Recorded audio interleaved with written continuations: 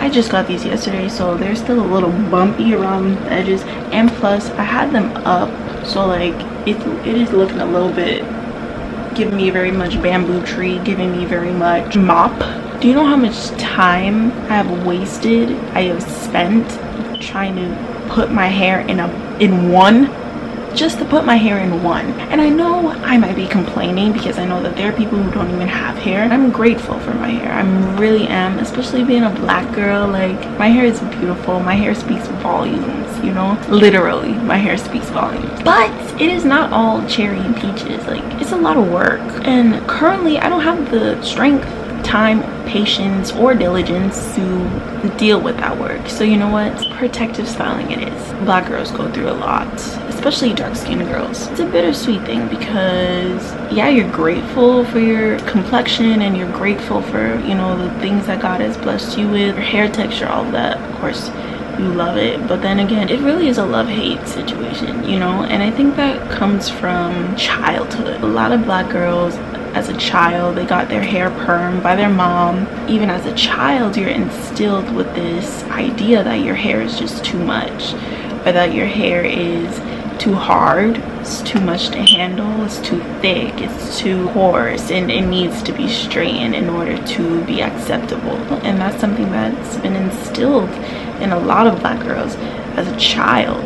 So now imagine growing up and, you know, you feel empowered. A lot of girls, they do the big chop, or they stop putting relaxer and all that stuff, but then it's like, what now? You know, like, my mother didn't teach me, well, I'm not saying this personally, but I'm saying in general, a lot of black girls can say that their mother didn't teach them how to take care of their natural hair. Well, it was perm and that's it, or hot comb and that's it. Thankfully for me, you know, I learned so much from my mom when it came to hair. I learned a lot from my mom, and I'm grateful to say that. And I also learned most of my stuff from YouTube. I used to watch hair videos daily, like, oh my gosh. And that's where I learned all of my stuff from. You know, in society, black girls' hair is viewed as too much. Take it down a notch, sis, you know? And then once we start to become empowered to embrace our natural hair, it's seen as doing too much, or it seems like being extra. But it's like, we have been put down for so long for things we can't control, for things that we were born with, for blessings. We've been bashed for blessings. Part 2 of my rant. I remember when I was really getting into doing my natural hair, and that was when I was watching a lot of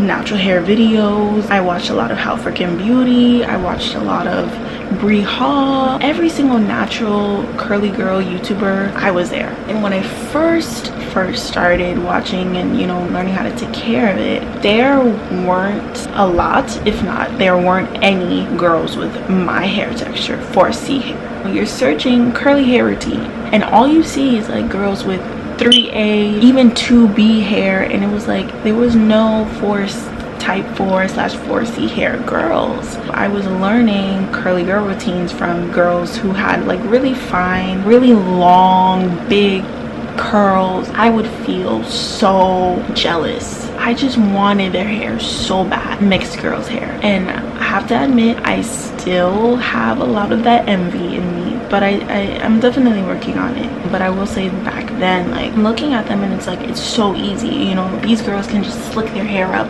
put it up in a bun, and call it a day. You know, they can do their edges and have their edges laid in one swoop. And here I was slobbing the whole entire jar of gel on my hair, and it still didn't stay down. For me, so much energy and time and insecurity and tears and stress was built up because my hair was so unmanageable, and my hair was just not like the mixed girl's hair. It was like, yo, here I am, like, why did I have to get this hair? Like, why can't I get the nice hair?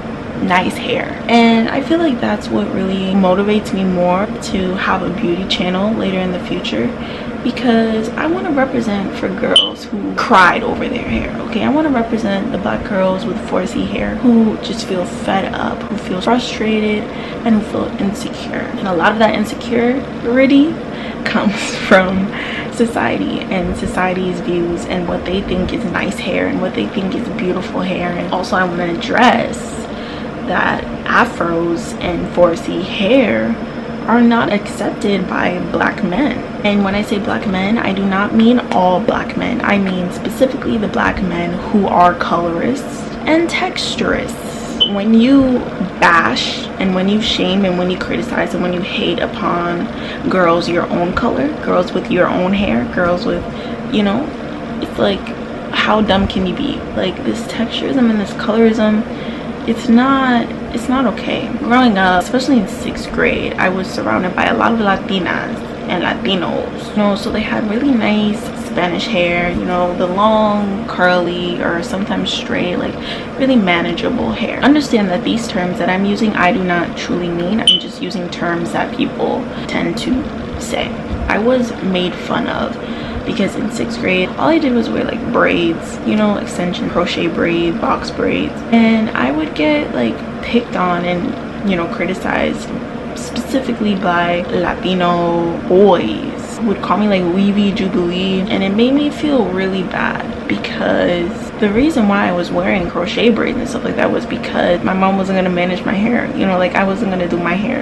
I didn't have time for that and didn't have the patience for that. But yeah, that's a little bit of a life story or whatever. We need to stop putting so much pressure into our looks. And when I say our, I mean mine, because I need to hear this for myself. I've literally cried, been angry because my hair would not listen. My hair is rebellious. You know, it just goes to show how much we, especially women, put so much energy and so much of our heart into our hair alone. Am I saying you shouldn't put any effort into doing your hair? No. Put effort into your hair, please. But you should not be emotionally dependent on the way that your hair looks. You should not be emotionally dependent on the way that you look in general. Your looks, your outer beauty is not everything. There are days where I literally look like a roach, but that should not stop me from feeling confident and beautiful in myself.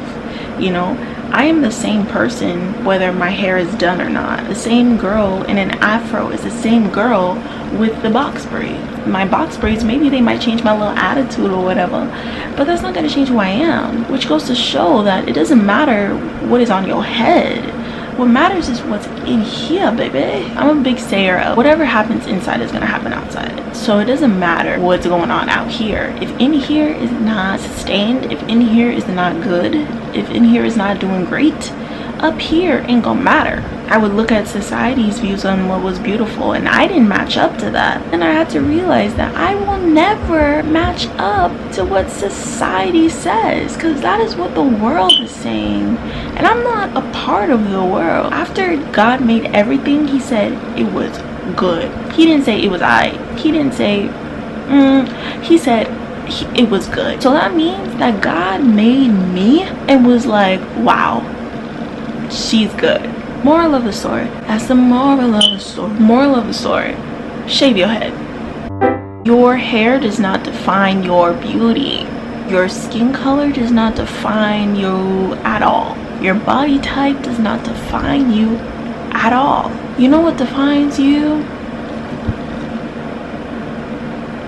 And you know who defined you way back when? Also recognize, if you don't believe what God says, it's invalid in your eye. God has already stated his fact. He's already said that you are fearfully and wonderfully made. Now you have to choose who you're gonna believe, society or God. I would choose God just because you would be very dumb to choose society. I can say that you're beautiful because I know you're beautiful, but if you don't think you're beautiful yourself, my opinion doesn't matter. If you believe that you are ugly, you're ugly. But if you believe that you have something special, and if you believe that you are beautiful, and if you go by what God has already called you way back when, before you're even born, then guess what? That is who you are. So that is my little advice. That is my little piece. I hope that this is confirmation for you to start that journey on self-love. And I am grateful to be able to share that light. There are a lot of people in the darkness who need to come to the light, who want to come to the light but are scared. Don't be scared. Don't be shy. Don't be shy. Put some more. There are people who are waiting for you to hurry up with this process so that they can start. There are people who are going to look at your story as inspiration, as motivation, as confidence. as confirmation. You can look at my story and you could find that confidence and peace and hope and faith, and I can look at your story and think the same. Thank you guys so much for watching this rant, this video. I hope that you will not hate yourself anymore, because you don't deserve the hate. You don't deserve anything less than love. You don't deserve anything less than joy. And I hope that you will understand that and live by that. I love you guys. Bye.